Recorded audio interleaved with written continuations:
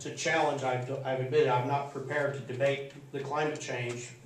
I open with that only because I want to be transparent with where I am, that I believe the question is still out, and so, you know, I'm a skeptic, is what I've said. Now, my opposition is the one who said, you know, the whole climate change question is tainted with the question of who's slicing and dicing the numbers. That's his quote, and it is true. It depends on who, because there are people on both sides of that issue. But we're not going to get bogged down in that, I hope. I'm only trying to be transparent. Also understand eggs and milk come from animal agriculture. You have to feed those animals something to produce the eggs and the milk. So, you know, my approach here, my position is in defense of animal agriculture. If you eliminate animal agriculture, you're not going to produce what you want. You're not going to get the proteins that you need in the diet of the culture. Now, I know this is difficult to wrap your head around, but spend some time in a third world country, as I have, where there is a lack of meat in the diet of the culture as a whole.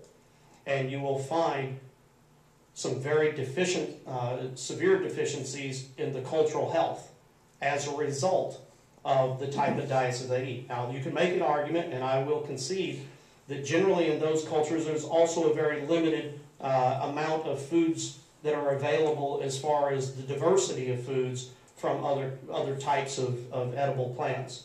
So, you know, that can have a lot to do with it, I admit.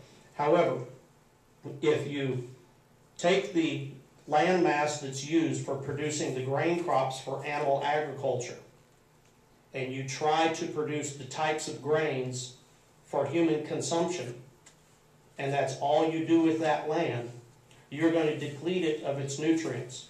How are you going to reapply the nutrients? You're going to have to start trucking in different types of fertilizers. You're going to have to truck in different types of nutrients to put back into that soil. You're self-defeating the whole concept. The issue for me is that utilizing a balanced land use is the only way to stabilize climate impact of agriculture. And without agriculture, none of us eat.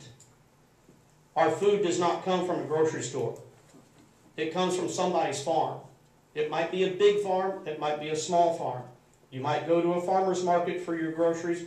You might go to Schnucks or some big grocery store chains. You might go to Johnny's, or you might go to Whole Foods. But you got to go somewhere where the food has been brought in from some farmer somewhere.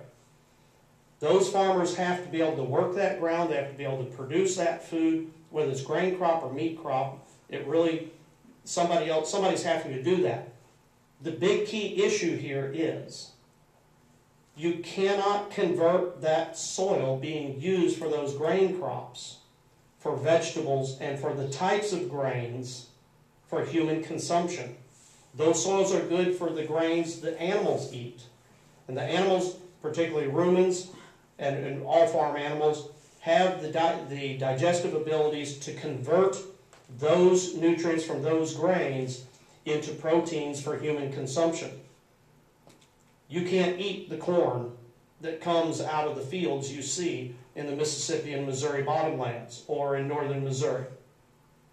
You wouldn't survive 1 year on that diet. Or, I mean, that's being facetious, because of course you would eat other things, but you can't eat that corn. You can't eat soybeans. There are many products that are produced on American farms and Missouri farms for animal agriculture, because that's what that soil produces. So if we quit producing that for the animals and get rid of the animal agriculture, you're not going to be able to produce enough foodstuffs to feed the number of people being fed today.